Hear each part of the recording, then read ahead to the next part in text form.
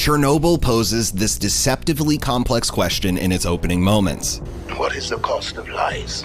And spends the ensuing 5 hours answering it by beautifully and brutally depicting the human cost of statecraft. On this IMDb brief, we'll split atoms of fact from fiction in the stunning HBO miniseries. The top-rated series on IMDb is Chernobyl, and creator Craig Mazin began an obsession with the 1986 nuclear disaster after an innocuous internet search. Why did Chernobyl explode? The answer didn't come easy, as aspects of the accident are still shrouded under Soviet-era politicking and cover-ups. Statecraft, Ugasov.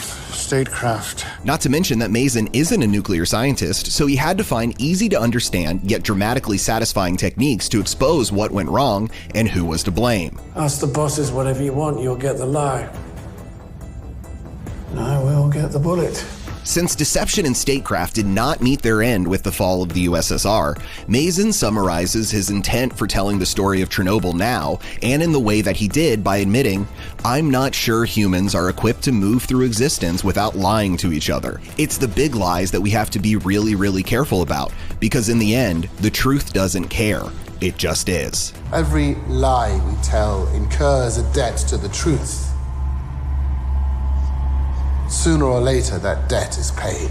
The timeline of the control room is very accurate and based on the Scala process computer's report of every command, although one minor detail was omitted. The initial power drop may have been a mistake made by inexperienced engineer Tuptanov, but it was Assistant Chief Engineer Dyatlov's demand to fix it by any means necessary that set the downward spiral in motion.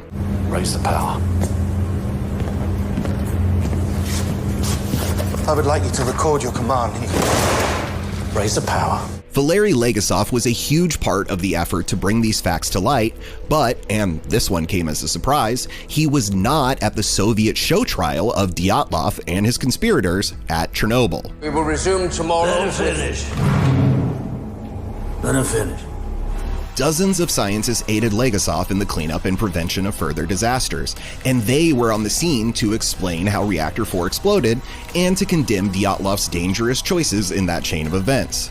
Ulana Khomyuk was a composite of these scientists, and Mazin explained that he chose a woman to symbolize the one slightly more progressive aspect of Soviet society at the time, the high number of women in science and medicine.